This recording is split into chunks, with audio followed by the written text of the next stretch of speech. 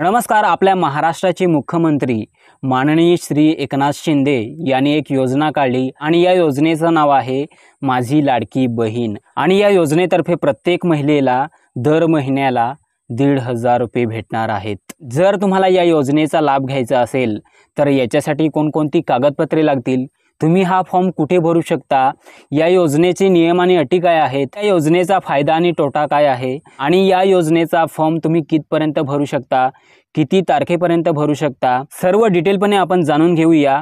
Video शेवटपर्यंत नक्की बघा आणि आपल्या चॅनलवरती जर तुम्ही नवीन असाल तर चॅनलला सबस्क्राइब नक्की करा। माझी लाडकी बहीण या योजनेचा जर तुम्हाला फॉर्म भरायचा असेल तर तुम्ही 1 जुलै 2024 ते 15 जुलै 2024 पर्यंत भरू शकता। पण याच्यामध्ये एक गुड न्यूज आली आणि या तारखेमध्ये वाढ करण्यात आली। तुम्ही आता 1 जुलै 2024 ते 31 ऑगस्ट 2024 पर्यंत या योजनेचा फॉर्म भरू शकता। आणि जे 31 ऑगस्ट 2024 पर्यंत जे फॉर्म भरतील ना त्यांना 1 जुलै 2024 पासून प्रत्येक महिन्याला 1,500 रुपये भेटतील। मित्रांनो, पहिले या योजनेतर्फे सांगितलं जात होतं की तुम्हाला जर या योजनेचा फॉर्म भरायचा असेल तर तुमच्याकडे आदिवासी दाखला, आदिवासी प्रमाणपत्र म्हणजे डोमेसियल सर्टिफिकेट असणे खूप गरजेचं आहे। पण आता तुम्हाला हा फॉर्म भरण्यासाठी याची गरज नाही। जर तुमच्याकडे रेशन कार्ड असेल, तुमच्याकडे मतदान कार्ड असेल, तुमच्याकडे शाळा सोडण्याचा दाखला असेल आणि तुमच्याकडे जर जन्म प्रमाणपत्र असेल ते पण 15 वर्षापूर्वीचं, तर यापैकी तुम्ही कोणतंही कागदपत्र किंवा कोणतंही डॉक्युमेंट्स देऊ शकता।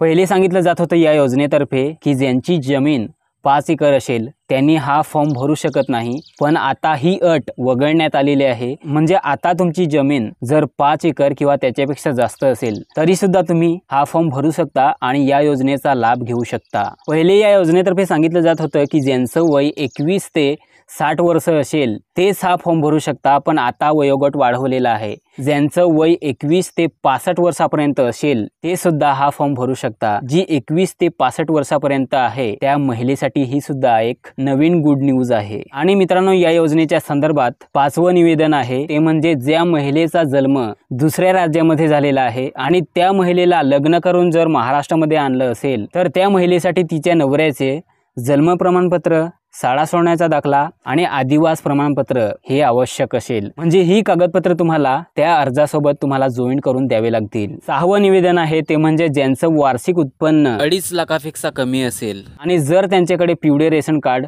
किंवा केसरी रेशन कार्ड असेल तर त्यांच्यासाठी उत्पन्न दाखल्याची गरज नाही। तर झाली ना गुड न्यूज। मित्रांनो, सदर योजनेचा लाभ ज्यांचं लग्न नाही झालं पण त्या महिलेचे वय वर्ष 21 ते 65 वर्षापर्यंत जर असेल तरी त्या महिलेला या योजनेचा लाभ घेता येईल। म्हणजे त्या महिलेला सुद्धा या योजनेचा अर्ज भरता येईल आणि अर्ज भरून या योजनेचा लाभ घेता येईल। या योजनेचा जर तुम्हाला लाभ घ्यायचा असेल तर 1 जुलै 2024 ते 31 ऑगस्ट 2024 म्हणजे 2 महिन्याचा कालावधी आहे। तर या 2 महिन्यांमध्ये तुम्ही या योजनेचा अर्ज भरा आणि या 2 महिन्यांमध्ये तुमच्याकडे जर कोणते कागदपत्र नसतील तर ते कागदपत्र तुम्ही जमा करा आणि हा फॉर्म तुम्ही नक्की भरा। हा जर तुम्हाला फॉर्म भरायचा असेल तर तुमच्या गावातील अंगणवाडीमध्ये तुम्ही हा फॉर्म भरू शकता। तुमचे जेवढे पण कागदपत्रे लागतील ते कागदपत्र विथ फॉर्म तुम्ही त्या ठिकाणी भरू शकता आणि या योजनेचा तुम्ही लाभ घेऊ शकता। आणि जर तुम्ही या योजनेचा फॉर्म भरला नाही तर तुम्हाला तोटा होईल,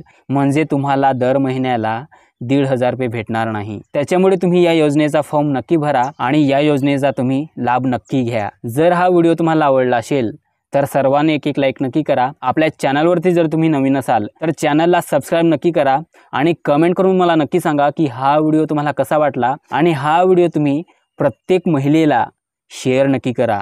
थँक यू। खतम।